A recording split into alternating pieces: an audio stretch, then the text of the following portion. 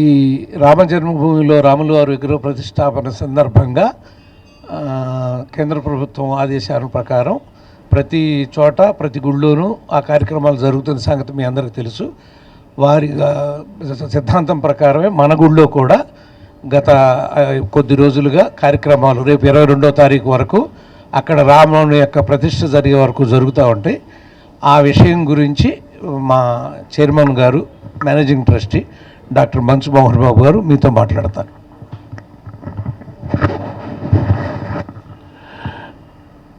ఇక్కడ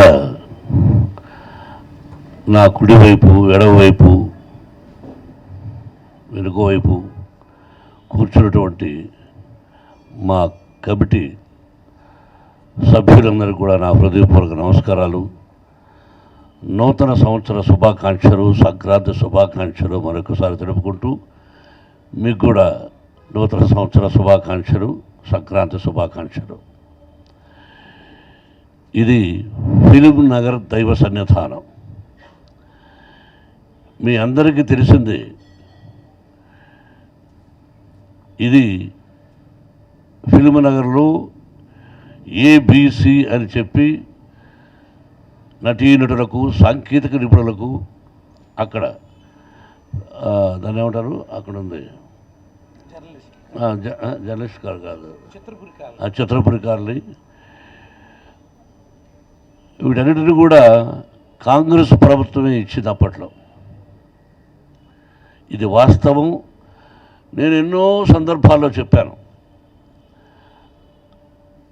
film industry ఇక్కడ ఉన్నారని. పెద్దలందరూ కూడా చాలామంది ఇక్కడ తరలి వచ్చి ఆంధ్రప్రదేశ్ అద్భుతంగా ఉండాలి, నటీనటులందరూ ఇక్కడే ఉండాలని ఆ రోజు నిర్ణయించడం జరిగింది. అప్పుడు ఫిలిం నగర్ దైవ సన్నిధానం అంటే ఫిలిం నగర్లో ఎక్కడెక్కడికో దూరంగా వెళ్ళేదానికి ఇక్కడ ఇంతమంది ఉంటారు కాబట్టి వాళ్ళందరికీ కూడా ఇక్కడ ఒక దేవాలయం నిర్మించాలని పెద్దలు నిర్ణయించారు.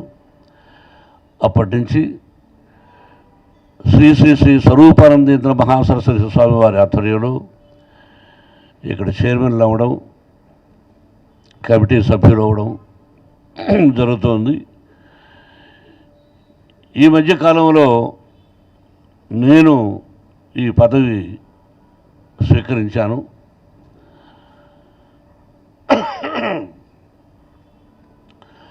ఇప్పుడు ముఖ్యంగా చాలా రోజుల తర్వాత మీతో మాట్లాడుతున్నాం. ఎవరికి వాళ్ళు సెల్ఫ్ డబ్బా కొట్టుకోవడం కాదు, కానీ ఈ ఫిలిం నగర్ దైవ సన్నిధానం ఉన్నటువంటి 18 మూర్తులు ఉన్నారు. బ్రాహ్మణోత్తములు 15 మంది ఉన్నారు. ఈ దేవాలయంలో వచ్చి ఎవరైనా ప్రార్థిస్తే వాళ్ళ కోరికలు తీరున్నాయి, వాళ్ళందరూ తిరిగి వచ్చి చెప్పడం జరిగింది. ఇది అద్భుతమైన దేవాలయం. వెంకటేశ్వర స్వామిని చూస్తే మీరు ఇక్కడే కూర్చోన్నారు రాంబాబు గారు. అద్భుతం, మహాద్భుతం. తిరుపతి వెంకటేశ్వర స్వామిని చూస్తే ఎలా ఉంటుందో ఇక్కడ ఈ వెంకటేశ్వర స్వామిని చూసినా కూడా ఆ రూపం అంతే అందంగా ఉంటుంది. అలాగే పరమేశ్వరుడు, షిరిడి సాయినాథుడు, సరస్వతి, లక్ష్మి, పార్వతి, భద్రాద్రి రాముడు, నవగ్రహ దేవతలు, షణ్ముఖం, సుబ్రహ్మణ్య స్వామి, అయ్యప్ప, సీతాదేవి, వీర వెంకట సత్యనారాయణ స్వామి, ఇలా సంతోషమాతని, లక్ష్మీనరసింహస్వామి, అలాగే 18 దేవుళ్ళు ఉన్నారు. వాళ్ళందరి ఆశీస్సులు ఎవరికి ఇష్టం వచ్చిన నాగదేవత అందరూ కూడా ముఖ్యంగా ఎందుకు ఎక్కువ వస్తున్నారంటే స్థల ప్రభావంతో పాటు బ్రాహ్మణోత్తములు ఇక్కడ ఉన్నవాళ్ళు ఒక్కొక్కరు అత్యద్భుతంగా పూజలు చేసి వచ్చిన వాళ్ళని సంతోషపెట్టి ఏ అపశృతి లేకుండా ఆ పదజాలం చెప్పి శ్లోకాలు ఆశీర్వదించి పంపుతున్నారు. నిజంగా ఇక్కడున్న బ్రాహ్మణోత్తరం అందరికీ రాంబాబు గారు ప్రతి ఒక్కరికి హృదయపూర్వక నమస్కారాలు తెలియజేసుకుంటున్నాం. అలాగే కమిటీ సభ్యులు కూడా పోటీ పడి నేను పలాంది చేస్తానని చెప్పేసి ప్రతి ఒక్కరు కూడా వాళ్ళ వంతు చేస్తున్నారు. అందరూ కూడా మన దేవాలయం, ఇది మీ దేవాలయం, మన సినిమా దేవాలయం అంటే సినిమా దేవాలయంలోకి ఎవరు రాకూడదంటే అందరూ ఆహ్వానితులే.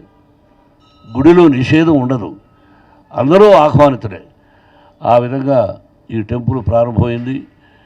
ఈ రోజున అత్యద్భుతమైన రోజుగా భావిస్తున్నాను నేను. నా తంతుగా నేను మాట్లాడాల్సింది నా హృదయపూర్వకంగా, భారతదేశం అంటే ఇది, భరతమాత అంటే ఇది, రామ జన్మభూమి అంటే ఇది, రాముడు పుట్టిన దేశం, మనమంతా భారతీయులం అని ఇప్పటికి రెండోసారిది భారత ప్రధాని గారు ఆయన వచ్చినప్పటి నుంచి కూడా మనం ఏమిటో అని ప్రపంచానికి చాటి చెప్పిన మొట్టమొదటి వ్యక్తిని నా పర్సనల్ అభిప్రాయం.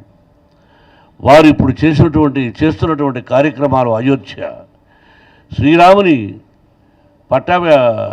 ప్రతిష్టాపన 22వ తారీఖు. అందుకని ఏ ఊర్లో గ్రామంలో కానీ నేను చూశాను, తిరుపతి నుంచి మనం వస్తే ప్రతి ఒక్కరూ మా రాముడు, మా సీత, మా లక్ష్మణుడు, మా భరత శత్రుఘ్నుడు, అయోధ్య, సీతాదేవి, ఆంజనేయ స్వామిని ప్రతి ఒక్కరిని ప్రార్థిస్తూ వాళ్ళ వంతుగా వాళ్ళకు చాలామంది తరలి వెళుతున్నారు అక్కడికి. నాకు కూడా ఇన్విటేషన్ రావడం జరిగింది. కానీ అన్ని సెక్యూరిటీస్ ఇస్తానన్నా కూడా అక్కడ పోవడానికి భయపడి వెళ్ళలేదు. క్షమించని మంత్రం రాశాను. అటువంటి మంచి కార్యక్రమానికి ఈ టెంపుల్లో కూడా 14వ తారీఖు నుంచి 22వ తారీఖు వరకు ఏమేమి చేస్తున్నామన్న సంగతి మాకు ముఖ్యమైనటువంటి రాంబాబు గారు ప్రధాన అర్చకులు వారు చెబుతారు. మీరందరూ కూడా వచ్చి ఇక 4 రోజులు 2 డేస్ మీరు వచ్చి పాల్గొనండి. మీ అందరి ఆశీస్సులు కావాలి. Thank you very much once again. Committee సభ్యులందరూ కూడా నా హృదయపూర్వక నమస్కారాలు.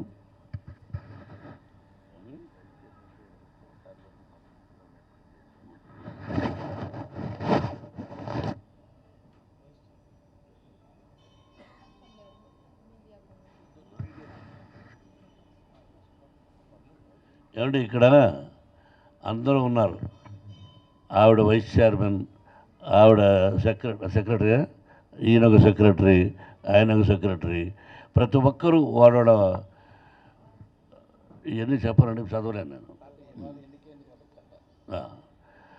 ఈ రోజు నుంచి వైస్ చైర్మన్గా కోమటిరెడ్డి లక్ష్మి గారి నిర్ణయించడం జరిగింది వారిని.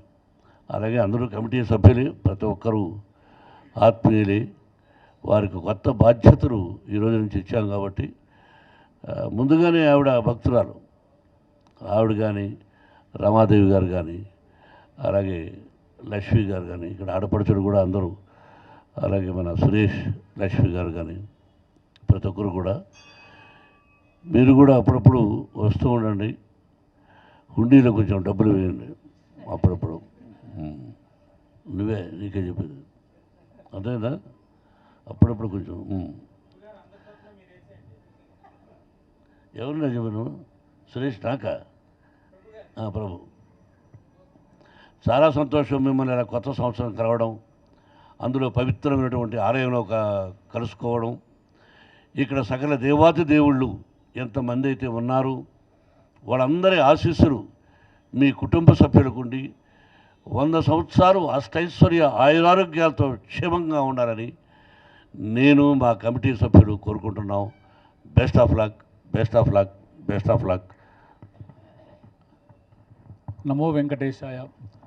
విశాఖ శ్రీ శారదాపీఠపాలిత ఫిలిం నగర్ దైవ సన్నిధానం పరమహంస పరివ్రాజకాచార్య జగద్గురు శంకరాచార్య సంప్రదాయ పీఠాధిపతులు శ్రీ శ్రీ శ్రీ స్వరూపానందేంద్ర సరస్వతి మహాస్వామి వారు, ఉత్తర పీఠాధిపతి శ్రీ శ్రీ శ్రీ స్వాతమానంద సరస్వతి స్వామివార్ల యొక్క ఆదేశాలతో మా పాలక మండలి chairman and managing trustee Shriman doctor Manchu Mohan బాబు గారి అనుమతితో మా పాలక మండలి వారి యొక్క సౌజన్యంతో అయోధ్యలో శ్రీరామచంద్రమూర్తి యొక్క విగ్రహ ప్రతిష్ట సందర్భంగా అత్యంత ప్రతిష్టాత్మకంగా మేము ఈ నెల 14వ తేదీ నుండి రేపు 22వ తేదీ ప్రతిష్ట జరిగే వరకు కూడా ప్రతిరోజు కూడా విశేషమైనటువంటి ఉదయం పూట వైదిక కార్యక్రమాలని, సాయంత్రం పూట ఆధ్యాత్మిక సాంస్కృతిక కార్యక్రమాలని ఏర్పాటు చేయడం జరిగింది. 14వ తేదీ ప్రప్రథమంగా గణపతి ఆరాధనతో ప్రారంభం చేసి స్వామివారి యొక్క ఉత్సవమూర్తులకు స్నపన తిరుమంజనం జరిగింది.